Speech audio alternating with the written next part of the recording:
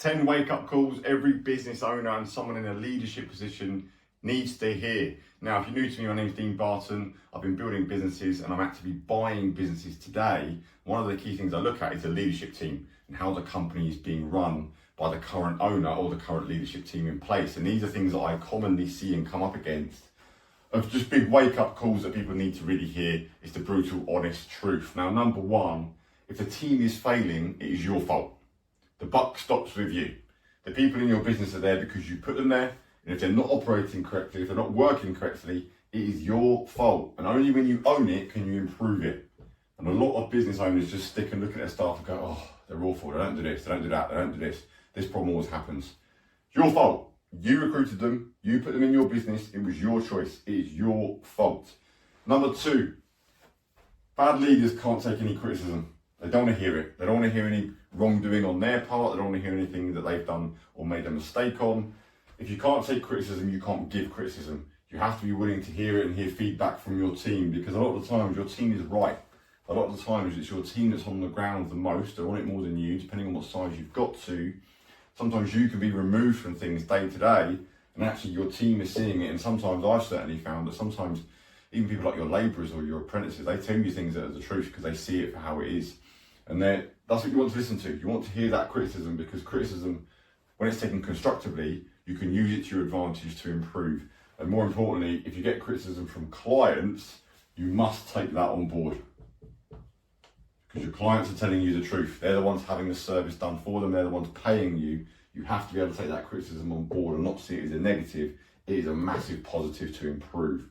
Number three, your title means nothing. Just because you own the company doesn't mean you are any better than anyone else. Everything that happens in your business is your responsibility.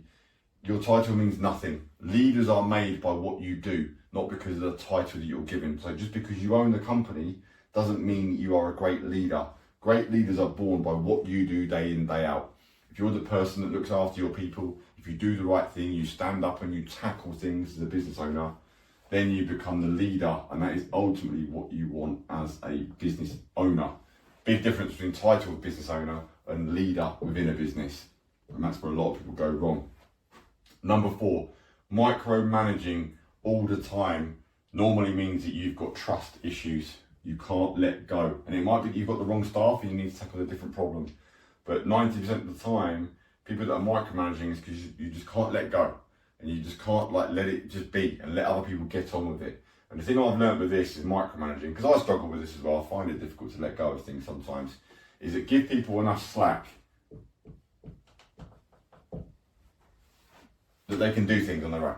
Don't give them enough slack that they can kill themselves and they're gonna, ruin things. But give them some slack and just give them a little bit and just start there. Give them 20% slack. Don't give them enough rope that they can go and hang themselves and kill themselves. But just give them a little bit of slack, that if they make a little mistake, it's going to be okay, and have that viewpoint that just give them 20% and start there, and then more and more and more, and increase it as you go. Next, number five, if your team is afraid to speak up, it's because you've created that environment. And what you really want is the environment for staff to work in is that they feel comfortable and okay telling you problems. They might need to tell you problems on site, or they might need to tell you problems with other staff members. You want to make this a policy in your company that it's okay to speak up, and that's only going to happen if you speak up correctly and you communicate with your team all the time. You voice your opinion in a constructive, solid manner, and then your team is likely going to want to operate like that as well.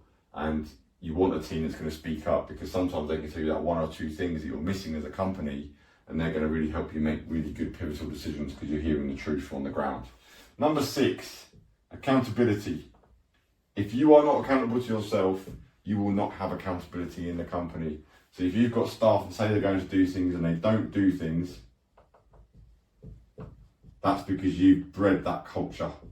You have allowed that to happen. You have not kept people accountable to what they should be doing, and they're not learning from you on how to be accountable. So if you say you're going to do things and you don't do them, you don't follow through, you don't support your staff in what you said you were going to do, and there's no knock-on effect from that, everyone else is going to operate like that as well, and that's going to create massive issues. If you want high levels of accountability, which you do, high-performing teams are very accountable, You have to demonstrate that accountability as well. Number 7, you work for them. This is the mindset you've got to have, is that you work for your staff, not the other way around. Everyone views it that the staff work for you. And yes, they do, you pay them to do a job. But if you've got the mindset that you work for them, because the more you can get into this mindset of, I am here to help you be the best at your job, the better your company is going to be. And this is the hat you have to wear as the owner, is going, right, what can you do to make your staff's life easier? What can you do? Not to do the job for them, because that's obviously what you employed them for. You recruited them to do the job. You're not doing the job for them, but you're doing things to make their life easier. Is it providing a better work environment? Is it getting a better system or improving how you do things to make their life easier? Or is it removing some day-to-day tasks that they shouldn't be doing and they're getting distracted from the job you actually recruited them to do? You need to employ someone else. Do you need to refine things? Do you need to train people? Do you need to help them and talk them through how you want things done?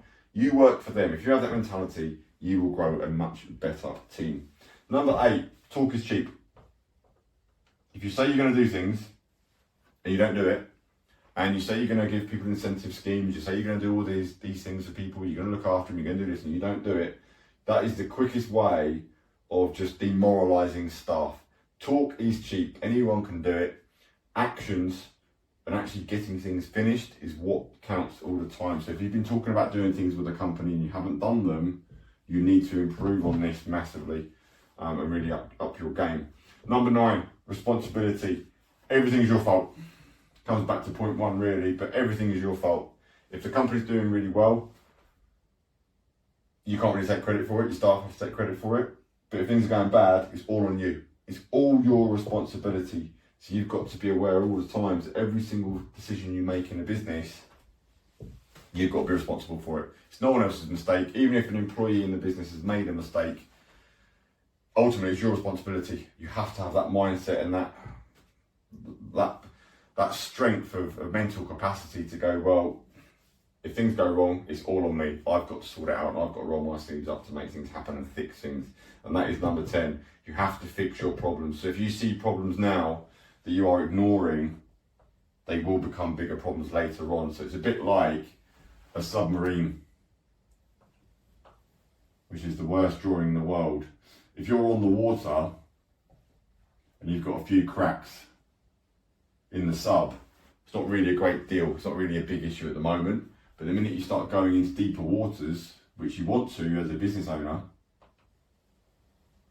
you want to increase revenue, you want to take on bigger contracts, you want to take on more work, the pressure increases the deeper the water you get into. So if you've then got a crack here, that pressure is going to mount and there's going to be some leaks coming in, which is not ideal in a submarine. It's not good. And this is the vision you want to have for it and the mentality to look at it.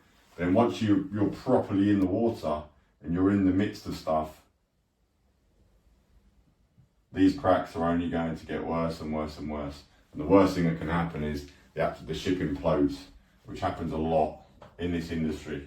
Things just blow up because you didn't look after and fix the problems. It's a lot easier to fix a small problem and eat a frog for breakfast than wait for it to get bigger and bigger and worse and worse and worse and leave it and put it under the rug and ultimately ends up killing you, which is ultimate failure in the business. So that is 10 solid wake-up calls for you guys. I hope that's helped you. Just want to give you as much value as I can on the channel to help you run a better business. So if you'd like more for your company and the direction you're going in, there is a link below this video for 30 days of free business mentorship. It's an email a day with practical help on things to do to help you grow more, make more money, build a better team and all that good stuff. So check it out and I'll see you in the next video. Bosh.